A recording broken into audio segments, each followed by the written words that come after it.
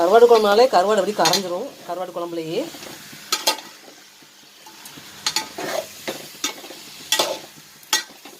ஃபஸ்ட்டே ஏன் கருவாடை போட்டோம்னா அந்த பச்சை வாடை போகணுங்கிற கிடையாது.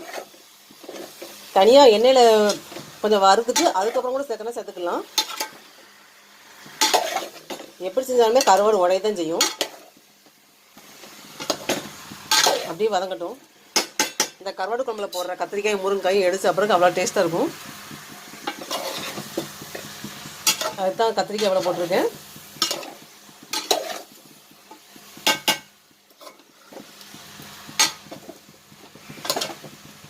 கத்திரிக்காய் குறைக்கிறவங்க குறைச்சிக்கலாம், ஒரு முருங்காய் குறைக்கிறவங்க குறைச்சிக்கலாம். ஏன்னா இதில் போடுற வந்து கத்திரிக்காய் முருங்காய் அவ்வளோ டேஸ்ட்டாக இருக்கும். அதுக்காண்டி தான் எனக்கு பிடிக்கும், அதான் இவ்வளோ சேர்த்துருக்கேன்.